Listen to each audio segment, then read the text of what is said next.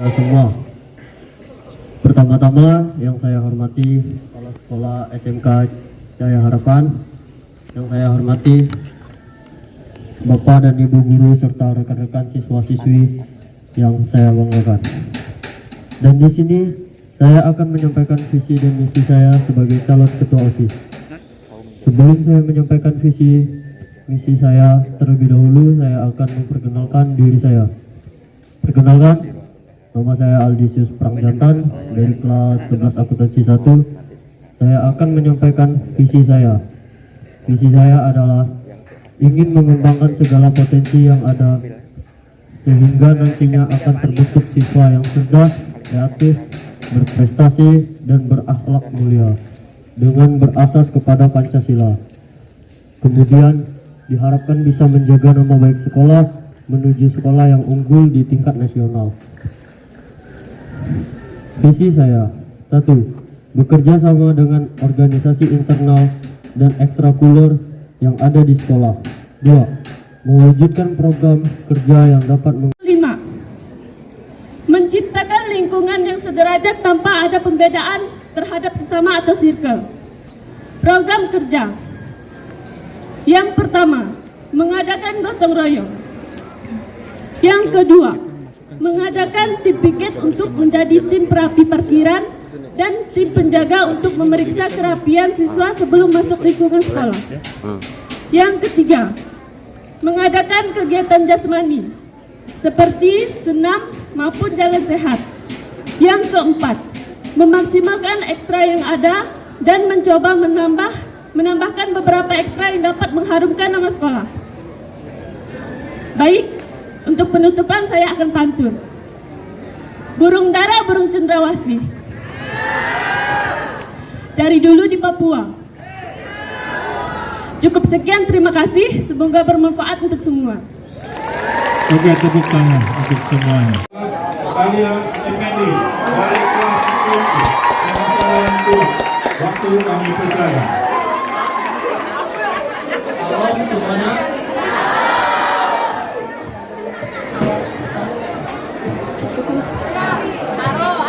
Kenalkan, nama saya Alex Benny.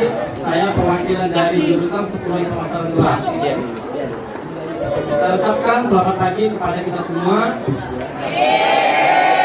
Puji dan syukur atas penyertaan Tuhan Yesus sehingga pagi ini kita bisa berkumpul di tempat ini dalam keadaan sehat. Dan pada kesempatan pagi ini saya yang mencalon sebagai ketua OSIS pada periode tahun 2022 dan 2023. Saya akan menyampaikan visi dan misi saya. Visi saya sebagai calon ketua OSIS menjadikan OSIS sarana pengampun kreativitas, dan juga saya ingin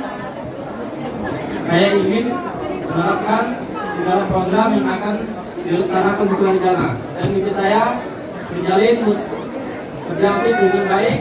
Yang kedua, saya akan menjalankan program-program OSIS yang tersusun sesuai rencana. Dan ketiga, saya akan melaksanakan terutama kita bersama Tuhan Yesus. Baik, ada pidato saya untuk sekian, dan saya ucapkan apabila ada kurang penyampaian dalam pagi ini, saya ucapkan mohon maaf sebesar-besarnya. Selamat pagi, Tuhan Yesus memberkati. Baik, kita akan mendengar visi yang disampaikan oleh kandidat nomor 5 Dewi Nesta dari 11 TKJ 3.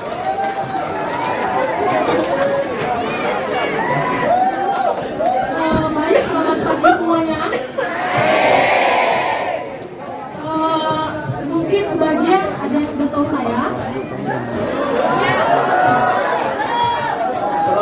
Baik, izinkan saya memperkenalkan diri saya terlebih dahulu. Perkenalkan, nama saya Okta Fertiana. Saya biasa dipanggil Nesa. Saya dari jurusan Teknik Komputer dan Jaringan, khususnya dari kelas 11 TKJ 2.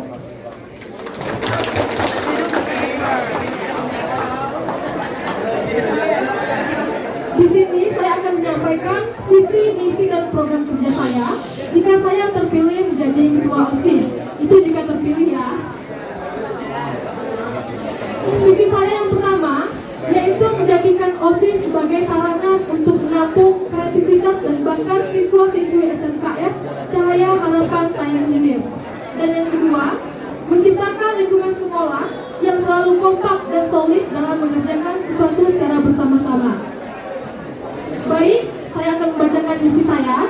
Misi saya yang pertama adalah meningkatkan rasa keimanan dan ketakwaan kepada Tuhan Yang Maha Esa. Misi saya yang kedua, meningkatkan kedisiplinan siswa-siswi SMKS Cahaya Harapan, bisa dengan cara memakai atribut yang lengkap sesuai dengan harinya dan mendisiplinkan waktu. Yang ketiga, meningkatkan keamanan di lingkungan sekolah. Itu biasa bisa dibagi menjadi jadwal. Di sini saya melihat di tempat yang jarang dilewati biasanya banyak orang yang berpacaran. OSIS dibagi jadwal untuk mengecek tempat yang jarang dilewati oleh siswa-siswi SMKS Cahaya Harapan. Yang keempat, menyelenggarakan gotong royong secara bersama-sama. Kita bisa mengadakan gotong royong seminggu sekali ya, untuk meningkatkan kebersihan di lingkungan sekolah kita. Dan yang kelima, meningkatkan kepedulian siswa terhadap guru, teman dan siswa lainnya yang ada di lingkungan sekolah. OSIS, saya akan mengadakan ekstrakurikuler dengan sekolah lain guna mempererat hubungan siswa dan guru. Yang kedua, saya akan lebih meningkatkan rasa kedisiplinan siswa, apalagi tadi yang dibicarakan oleh ibu kepala sekolah kita, lebih mendisiplinkan waktu yang sudah ditentukan oleh sekolah, apalagi pas jam masuk sekolah. Baik, saya kira itu yang dapat saya sampaikan. Jika ada kesalahan kata, saya mohon maaf. Selamat pagi. Oke, terima kasih untuk Bu Inesa. Selamat pagi untuk kepala sekolah dan guru dan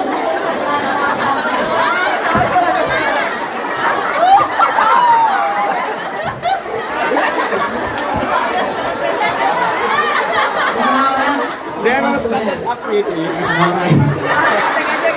Materi saya nanti ada tuh.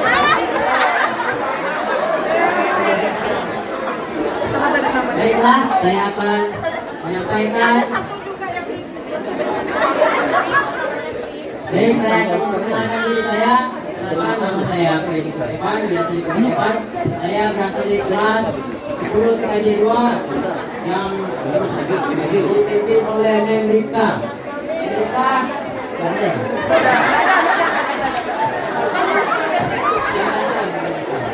Ada calon nih. Ya, materi mereka berdua. Kepada kawan semua nih.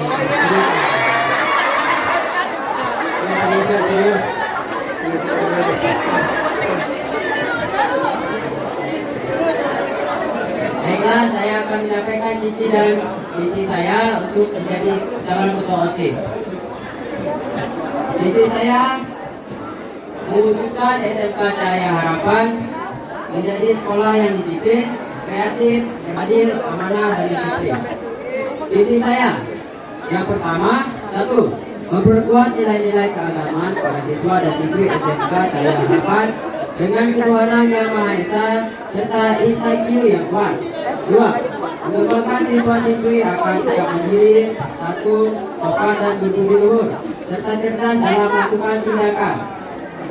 Tiga, memaksimalkan peran siswa-siswi dalam menerapkan prinsip menjaga kebersihan lingkungan yang ada di SMK Cahaya Harapan.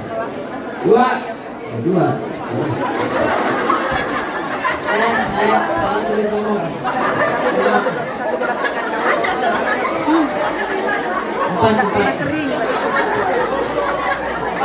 mengaktifkan ekstrakurikuler sebagai kegiatan positif di sekolah.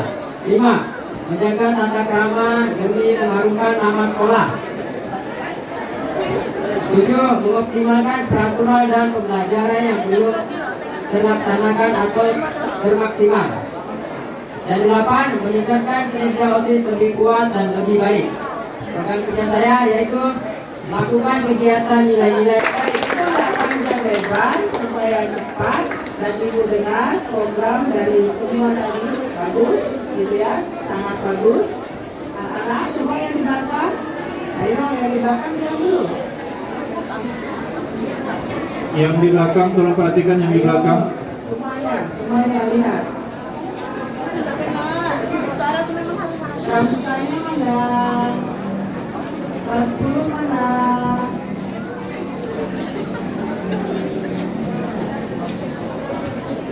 Yang di belakang. Pemimpin yang pertama itu harus mampu menghargai pemimpin lain. Siapa pemimpin kalian? Ada pembina OSIS di sana, ya. Ada Bapak Ibu Dewan Guru, dan ada predikat jabatan yang lain yang lebih tinggi. Nah, salah satu kesuksesan seorang pemimpin adalah mampu menghargai pemimpin yang di atasnya. Walaupun kemungkinan besar pemimpin di atas itu bisa mungkin tidak lebih pintar daripada kalian. Paham nggak yang Ibu bilang ini? Ya, mungkin ada banyak hal, contoh mungkin Pak Anies atau Pak Yusuf nanti itu ada hal-hal tertentu, mungkin ide kalian itu bisa lebih baik atau seperti apa. Tetapi mereka tetap adalah pemimpin kalian. Boleh memberikan masukan, tetapi tidak menghina pemimpin yang sudah ada. Nah, itu adalah modal sukses untuk yang pertama. Ya, tapi lebih utama daripada itu, menjadi sukses seorang pemimpin adalah mengandalkan Tuhan. Nah, dua ini saja tips yang diberikan. Kalau dua itu sudah, yang lain akan jalan dengan baik. Ya, dua ini sudah, takut akan Tuhan, mampu menghargai pemimpin, maka yang lain semua program itu pasti semua akan berjalan dengan baik, gitu ya. Nah, baik. Jadi sama anak-anak yang lain juga lakukan dengan baik. Semua saya percaya kalian pada semua mau jadi seorang pemimpin. Tetapi itulah tips menjadi seorang pemimpin. Baik, silakan lakukan nanti pemilihan. Kalian sudah dengar mereka, pilih yang baik. Jangan milih karena perasaan. Oke, baik, untuk mempersingkat waktu, sebenarnya ada banyak pertanyaan yang kami menggali. Setiap calon ini wajib kami tanya satu-satu berdasarkan visi misinya. Tapi mengingat waktu itu tidak memungkinkan, karena kami harus gali dari visi misi mereka, apa yang akan mereka perbuat, gitu ya. Cuma secara umum, ada yang pertama yang saya mau tanyakan kepada para calon OSIS. Kalian melihat bahwa kalian melihat bahwa mungkin di antara kalian atau teman-teman ini sering terlambat atau pernah terlambat, dan sekolah kita punya standar bahwa yang terlambat ada mendapatkan punishment. Pertanyaan saya kepada kalian semua, tolong dijawab satu-satu. Peran kalian sebagai OSIS, apa yang akan kalian lakukan untuk meminimalisir yang terlambat supaya anak-anak atau kawan-kawan ini tidak terlambat? Dan kalau mereka terlambat, apa yang akan kalian lakukan atau kalian rekomendasikan kepada kesiswaan supaya mereka lebih disiplin? Itu yang pertama. Terima kasih, silakan dijawab. Ya, menurut dari saya, otomatis murid yang terlambat akan diberi sanksi atau hukuman berupa pemungutan sampah, dan yang pastinya kalau diulangi 2 kali akan menerima hukuman yang ya begitulah. Baiklah, saya akan menjawab pertanyaan dari Pak Arif. Bagi yang terlambat sekolah, kita kasih hukuman yaitu push up. Push up-nya nggak banyak kok, cuma 10 kali. Terus saran saya, agar tidak terlambat, jangan begadang lah.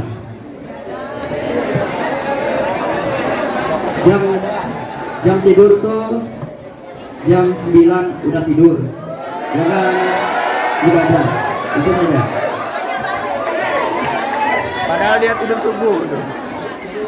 Baik, kalau untuk pendapat saya, kalau bagi yang terlambat, saya akan memberi sanksi.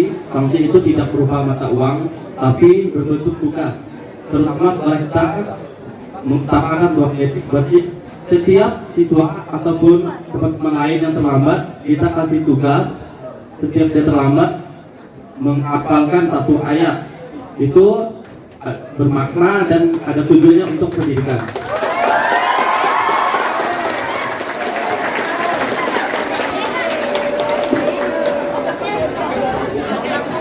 Baik, saya akan menjawab pertanyaan dari Pak Arif. Jika ada yang terlambat, saya akan memberi sanksi, yaitu hukuman memungut sampah. Dan saran saya, bagi kalian itu jangan tidur terlalu malam lah, ataupun buat alarm supaya tidak terlambat. Dan nama sekolah. Baik, terima kasih.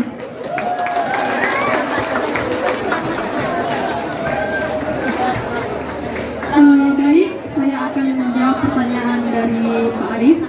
Menurut pendapat saya, jika ada siswa atau siswi yang terlambat, itu bisa diberikan sanksi. Seperti yang kita lihat, WC kita juga kurang bersih ya. Jadi menurut saya, jika ada yang terlambat, kita bisa memberikan sanksi, yaitu membersihkan WC. Pasti di antara kita semua tidak ada yang membersihkan WC kan? Sudah pasti tidak ada yang mau kan? Jadi begitu menurut saya, jika yang terlambat bisa membersihkan WC. Sekian jawaban saya dari pertanyaan Pak Arif. Terima kasih. Untuk siswa yang terlambat, kiranya mereka akan disuruh memungut sampah atau membersihkan WC, sama aja dengan menyebabkan kita yang cantik-cantik, ya kan? Karena semua sanksinya hampir sama. Jadi untuk toleransi bagi yang bergadang, yang nge-push MOBA, FF, PUBG, kirinya ingat waktu ya guys. Jangan sampai terngiang-ngiang gitu main gamenya. Ingat waktu juga ya kan, orang tua susah-susah cari uang, kita cuman top up tiap hari ya kan. Kiranya uang itu dipakai dengan baik untuk beli makanan atau beli minuman atau ditabung lah di bank BCA. Apa hubungannya coy? Nggak ada hubungannya sama CA. Kenapa ada di Ponti Pak, di Ponti?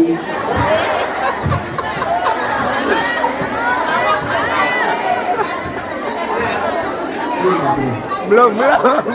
Ya untuk kiranya di mana pagi jam 6.30 atau di jam 6 lewat 21 menit, kiranya saya sarankan untuk gurunya untuk membunyikan lonceng atau bel petanda akan masuk. Bukannya masuk, itu tanda peringatan hampir masuk maksud saya. Jadi supaya siswa itu dapat disiplin dan mereka itu bisa tepat waktu. Dan sekian dari saya, terima kasih.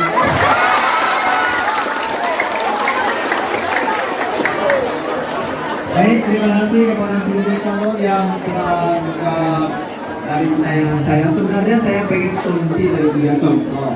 Kalau misalnya kalian ada yang diminta semakin meningkat sehingga literasi atau suka membaca itu dapat terbangun. Terima kasih. Terakhir. Baca novel atau apalah. Dan bagi yang kurang paham membaca, kiranya banyak-banyaklah belajar membaca. Nah, itu saja.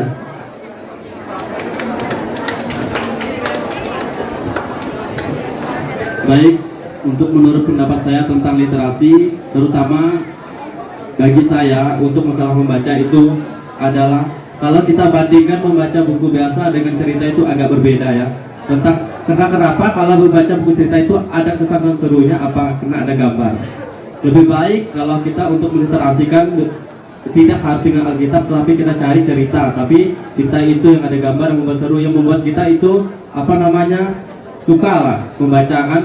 Terutama kita itu dianjurkan untuk literasi, terutama bagi kawan-kawan ataupun teman yang masih kurang dalam membaca, itu membantu untuk kita. Sekolah untuk mengadakan novel ataupun cerita-cerita tentang sejarah ataupun komik, supaya yang tidak bisa membaca akan nanti dianjurkan untuk harus membaca.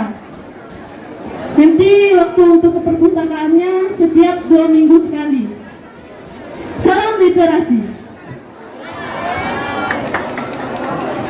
Benar ingin menambahin, Agak kesana.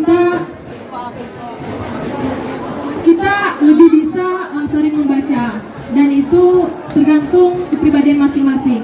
Tapi menurut saya lagi, literasi bisa diadakan di sekolah seperti yang dikatakan oleh Selvitina.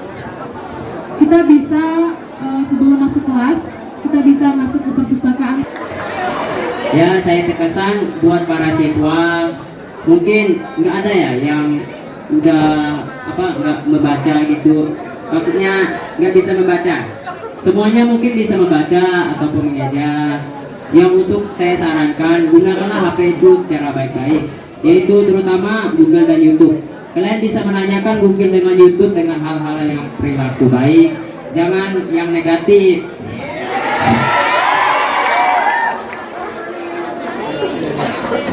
Saya sarankan untuk komik, jangan juga yang namanya berbau kewibuan.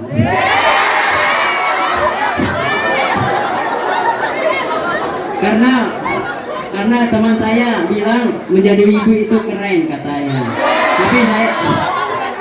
Tapi saya pikir mungkin itu adalah perilaku kehidupan dia, jadi serahkan kepada kehidupan mereka masing-masing. Dan saya tekankan untuk yang ada HP-nya ataupun yang tidak ada HP-nya, untuk yang ada HP-nya, kiranya downloadlah yang namanya Kamus Bahasa Inggris atau Alkitab. Dan yang tidak ada HP, kiranya membawa Alkitab dari kampung, atau yang beragama Katolik bisa membawa buku doaku yang biasanya akan berisi oleh lagu-lagu rohani. Kiranya kalian bisa memahami makna dari lagu-lagu rohani itu. Dan saya ucapkan terima kasih. Ini maka harus ada penulisnya. Penulisnya itu untuk melihat dan menggali supaya nanti teman-teman memilihnya bukan karena perasaan yang dipercayainya, tapi karena tepat sesuai dengan pada OSIS. Gimana mau kerja dengan OSISnya? Oke, enggak apa-apa ya, nama juga belajar kan. Baik, jadi Bapak ada satu catatan. Nah, ini menurut para ahli dari Jerman ya. Para ahli dari Jerman. Kita belajar dari negara Jerman ya. Menurut John Mayer dan Natalie, ya, komitmen itu merupakan keadaan individu, arti perorangan ya, keadaan individu di mana individu itu menjadi terikat oleh tindakannya. Jadi individu terikat oleh tindakannya. Kamu kan bernami calon ketua OSIS nih. Nah, jadi biar teman-teman yang memilihnya tepat dan jelas, mereka juga harus tahu dong komitmen kalian seperti apa. Contoh, tidak boleh diikut ya. Seandainya kalau saya